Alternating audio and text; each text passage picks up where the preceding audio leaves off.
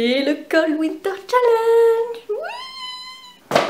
Oups, j'en perds mes livres. Salut à tous et aujourd'hui on se retrouve pour la pile à lire du Cold Winter Challenge. Et oui, je sais que toi, vous êtes tous fans de ce challenge de lecture d'hiver. Et pour l'occasion, j'ai sorti mon magnifique moche pull de Noël ainsi que ma petite tasse de thé de Noël. Pour ceux qui ne savent pas ce qu'est le Cold Winter Challenge, il s'agit d'un challenge de lecture qui se passe en hiver pendant 2 mois, donc du 1er décembre au 31 janvier. Et il y a quelqu'un qui passe son aspirateur. Merci. Et oui, un challenge d'hiver comme vous le voyez, puisqu'il fait nuit déjà à 18 h, donc ambiance cosy, hein. Cette année encore, les consignes sont assez simples puisqu'il y a 4 menus en rapport avec l'hiver, les fêtes de fin d'année, etc. Et le but c'est de lire au moins un livre qui rentre dans un menu pour valider le challenge. Donc c'est quand même assez simple. Petit bonus, cette année il y a en plus des catégories. Si on valide, on gagne des points et à la fin on cumule plusieurs points. On peut accéder à des statues du style lutin du Père Noël ou Reine des Neiges, pourquoi pas. Comme chaque année, l'instigatrice du Cold Winter Challenge est Margot Liseuse qui a fait une vidéo explicative où elle raconte tout ce qu'il y a à savoir, que je vous mets en barre d'infos et dans le petit ici. Et puis je vous mets aussi en barre d'infos le lien vers le groupe Facebook où là vous pourrez avoir plein d'idées de lecture. Que vous soyez blogueur, booktubeur, bookstagrammeur ou simple lecteur, vous êtes tous les bienvenus. Et je commence tout de suite avec ma pile à lire. Donc le premier menu s'appelle La magie de Noël et il s'agit de lire un livre en rapport avec les fêtes de fin d'année, que ce soit Noël, le Nouvel An ou même l'Avent. Et dans cette catégorie, j'ai choisi de mettre Cyanure de Camilla Lackberg aux éditions Actes Sud. Il s'agit d'un hors-série de la saga de Camilla Lackberg, donc Erika Falk et Patrick Edstrom, dont je vous ai quand même beaucoup parlé. Donc là on va suivre Martin Molin qui est un des collègues de Patrick, donc qui est policier, qui va se retrouver à une fête de famille de sa fiancée, sauf que le patriarche, le grand-père, lors de ce dîner de famille de Noël, va faire une annonce fracassante et puis il va tomber à raide mort comme ça sur le dîner, boum.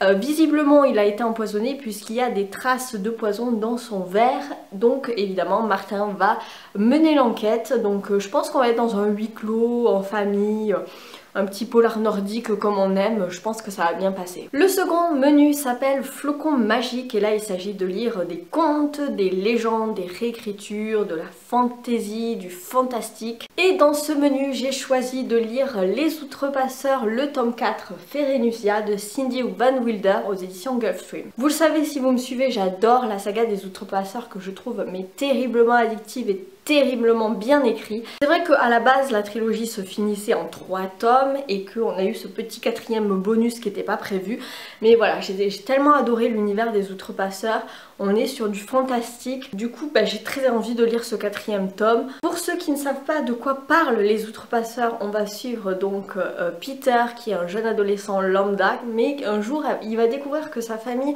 a un terrible secret. Ce sont les héritiers, lui et plusieurs autres jeunes, d'une terrible malédiction où en fait ils se transforment en animaux. Alors lui dans sa famille c'est les renards, mais on peut se transformer en loup, en ours, etc. Et c'est une malédiction qui date du Moyen-Âge et qui a un rapport avec les faées, des étranges créatures. Il y a pas mal de références aux romans de renards mais également à des contes comme Blanche-Neige, donc c'est plutôt cool. Le 3e menu s'intitule Marcher dans la neige, où là il faut lire du nature writing, de la littérature de voyage, des grands espaces ou de la nature. Alors dans cette catégorie là je n'ai pas de livre dans ma palle et je n'ai pas prévu, enfin hormis si ça me tombe dessus, mais j'ai pas prévu d'en lire parce que quand même le but des challenges selon moi c'est de vider sa pile à lire et de ne pas rajouter en fait. C'est pas le but d'acheter des livres exprès pour des challenges, le mieux c'est quand même de vider sa pile à lire. 4e et dernier menu s'intitule Stalactite ensanglantée, où là il faut lire des thrillers, des polars, du policier, des romans à énigmes, et vous l'aurez compris, c'est mon menu préféré. Et dans ce menu j'ai choisi de lire encore, oui vous allez me dire encore du Camilla Lackberg, mais oui, il s'agit de Le Prédicateur aux éditions Babel Noir. C'est le deuxième tome de la saga principale de Erika Falk et Patrick Edstrom. C'est ma collègue qui me les prête puisqu'elle les lit dans l'ordre, donc du coup je vais les relire dans l'ordre parce que j'avais commencé par le 8e tome. Allez savoir pourquoi. Donc là, le tome 2, je ne sais pas de quoi ça parle, mais à mon avis, on va toujours suivre Erika et Patrick et leurs petites enquêtes en Suède. Donc voilà, ça se passe dans un pays froid avec de la neige, je pense. Donc ça va être génial. Puis de toute façon, pour moi, Camilla Lackberg, c'est un peu des lectures doudou parfaites pour l'hiver. On est tout pour les menus, mais par contre, maintenant, passons aux catégories bonus. Alors, je vais pas toutes vous les citer là, mais je vous mets en barre d'infos toutes les catégories si jamais vous voulez aller jeter un petit coup d'œil. Pour ma part, je vais prendre la catégorie secret de famille avec un autre livre, donc le livre des Baltimore de Joël Dicker aux éditions de Fallois. C'est un auteur que j'ai découvert cette année avec La Vérité sur l'affaire Harry Kéber, que j'adore. D'autant plus qu'il y a l'adaptation cinématographique, pas du tout, télévisuelle. D'autant plus qu'il y a l'adaptation télévisuelle qui se déroule en ce moment sur TF1, donc c'est plutôt cool. Et dans celui-ci, qui est la suite de Harry Kéber, on va retrouver le personnage principal de Marcus Goldman. Il va découvrir qu'en fait il y a une espèce de guéguerre de famille entre les Goldman de Baltimore, la ville, et les Goldman de Montclair. Je n'en sais pas plus, mais en tout cas il y a de la neige sur la couverture et puis à mon avis, connaissant l'auteur, ça va être assez sympathique. Deuxième petite catégorie que je vais prendre une autrice scandinave en la personne de Camilla Lackberg avec les deux que je vous ai déjà présentés. Donc ça me fait 2 points, hein, puisque en fait on peut compter comme ça. On continue avec la catégorie couverture avec de la neige dessus.